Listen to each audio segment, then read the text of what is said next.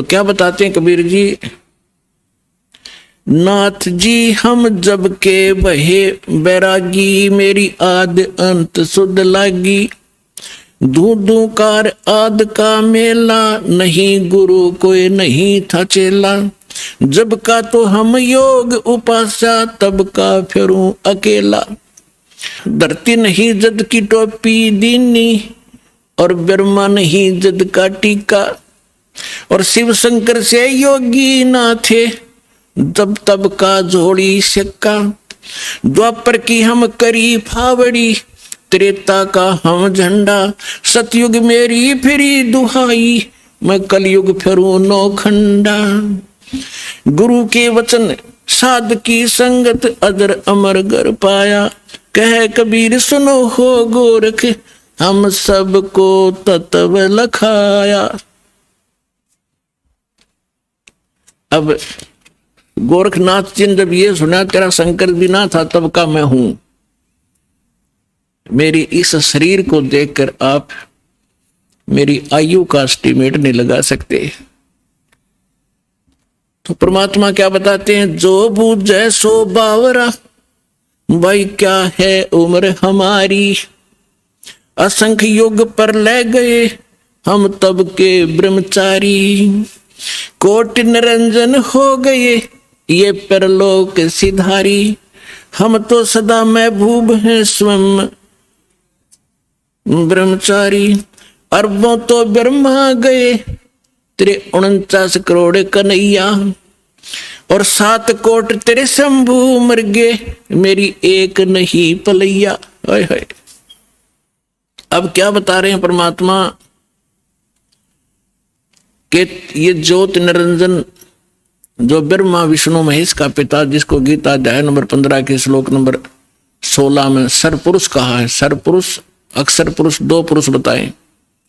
तो ये 21 ब्रह्मांड का स्वामी ये ज्योत निरंजन है, ये काल है, ब्रह्मा विष्णु महेश का पिता है। तो परमात्मा कहते हैं करोड़ों तो ये निरंजन मर गए, इसके भी करोड़ों जन्म हो लिए। और फिर कहते हैं अरबों तो ब्रह्मा गए, और 49 करोड़ कन्हैया, और 7 करोड़ तेरे शिव शंकर मर गए, मेरी एक नहीं पलैया। अपने आत्मा इस एक एक शब्द परमात्मा का बहुत गूढ़ रहस्य रखता है।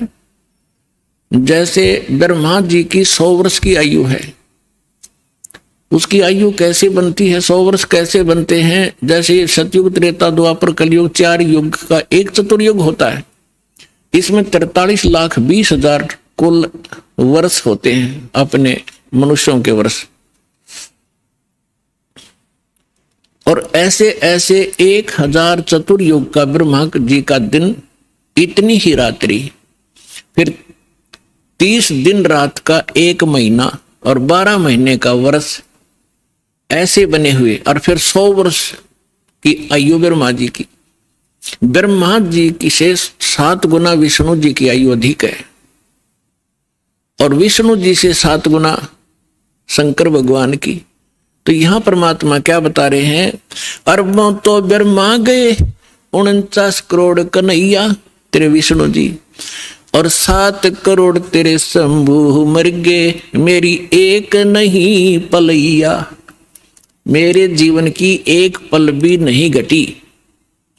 अर्थात परमात्मा अविनाशी हैं, और ये बता रहे हैं कि तेरे ब्रह्मा विष्णु महेश भी नाशवान है। इस बात नाथ जी दुखी हो गए कि ये हमारे भगवानों को अजरो अमर है, ये तो इनको नाशवान बता रहे हैं। तो परमात्मा कहते हैं एक ना भूला दो ना भूली, भूली सब संसारी। सबका बोल पट दिया मेरे साथ 2 भाई, मैंने सब जग भूला पाया। इसी भूल में ब्रह्मा भूला जिन ये वेद सरसाया, और वेद पढ़ के पंडित भूले मर्म भेद नहीं पाया। इसी भूल में विष्णु भूला जिन वैष्णव पंथ चलाया, और वैष्णव पंथ चलाया। इसी भूल में शिव शंकर भूले जिन भिक्षुक पंथ चलाया, और सिर पर जटा हाथ में खपर घर घर अलग जगाया। मेरे साथ 2 भाई, मैंने सब जग भूला पाया।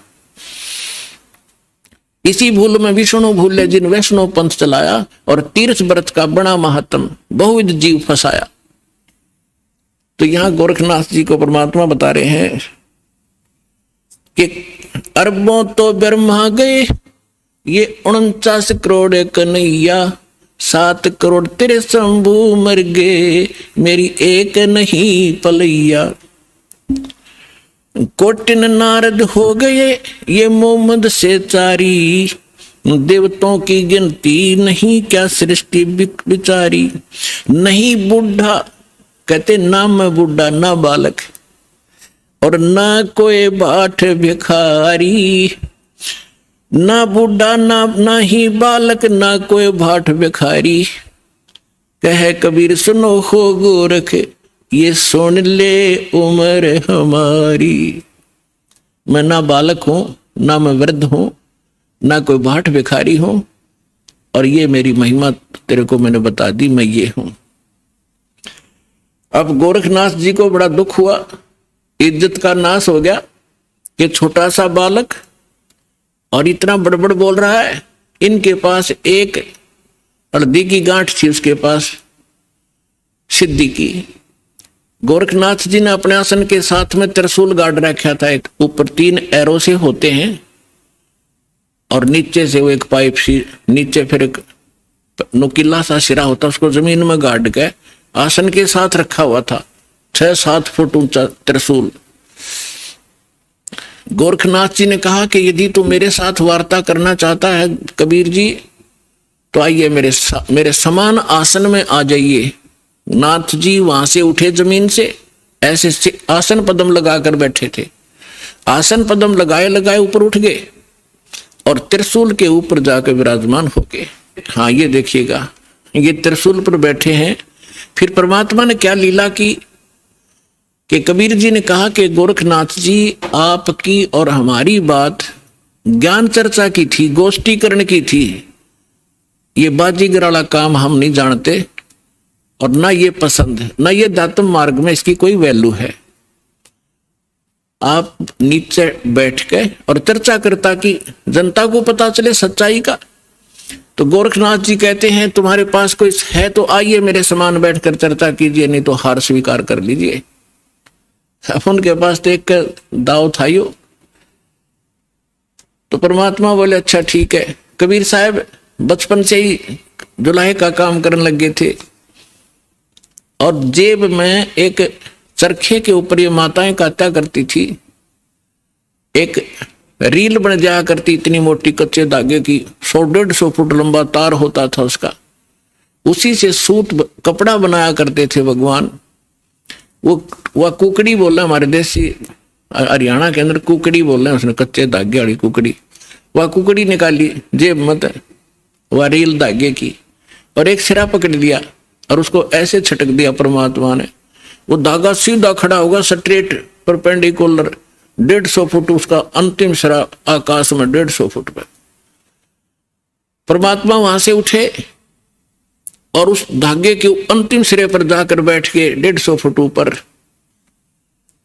अब गोरखनाथ जी से कहा कि नाथ जी आइए, राजा मेरे बराबर में बैठकर चर्चा कराएंगे, यहां आ जाइए। अपने आत्माओं, ऐसी बात नहीं थी कि गोरखनाथ जी आकाश में और ऊपर नहीं जा सकते थे, वो तो और ऊपर भी जाते थे, स्वर्ग में भी, उस पितरलोक में भी चले जाते थे। लेकिन समर्थ के सामने सिद्धियां समाप्त हो जाती हैं। जैसे ये घड़ी बना रखी है, अब इसकी सिद्धि बना दी कारीगर ने, इंजीनियर ने, कि ये अपने आप चल घूम रही है, और इसके सामने चुंबक खड़ा कर दो 1 फुट दूर, ये जाम हो जाएगी, आगे नहीं सरकेगी, वहीं खड़ी हो जाएगी। तो वो समर्थ आ बैठे, उसी से प्राप्त करके छोटी मोटी खिलौने खेल रहे होते हैं और प्रभु पाक जाते हैं।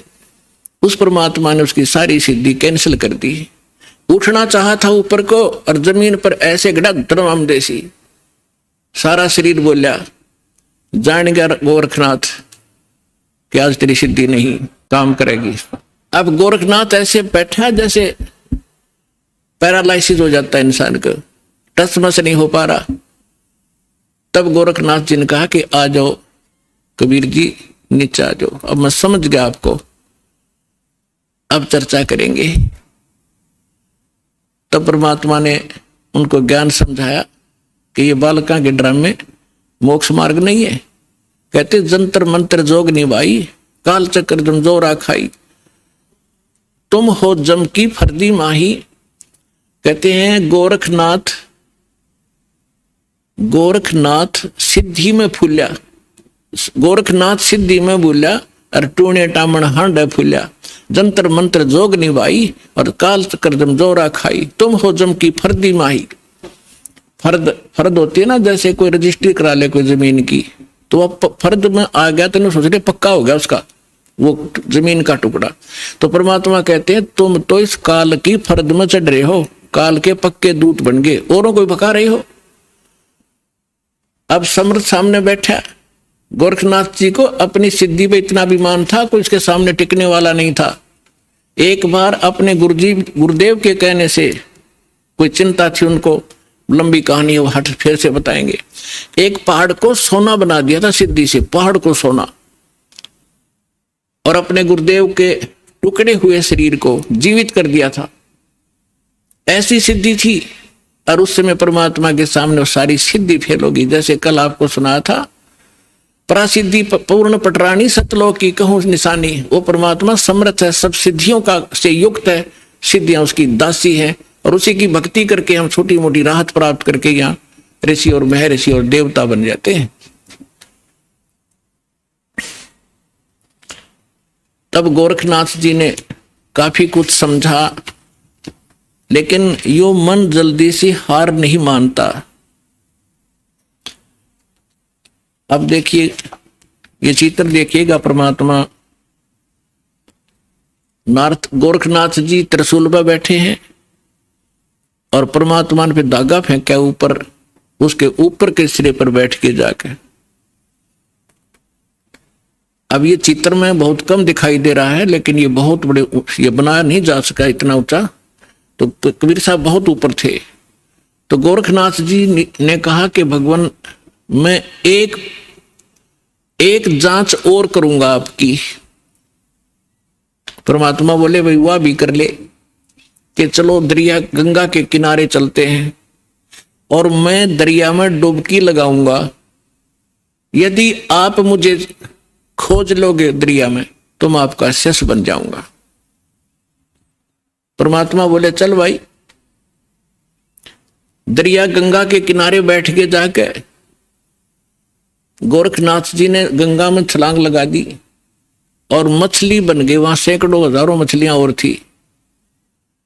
परमात्मा ने अंदर गए और पकड़ के वाए मछली, जिस गोरखनाथ पकड़ के टीटी बार बैठा दिया, गोरखनाथ बना के चरणों में गिर गया, पैर पकड़ लिए गोरखनाथ जी ने कि सचमुच आप समर्थ हैं।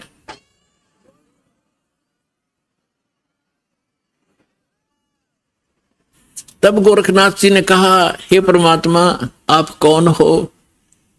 आपने मेरी सारी फड़क निकाल दी और मैं अपने कर्म बिगाड़ रहा था, आपने मुझे बचा लिया।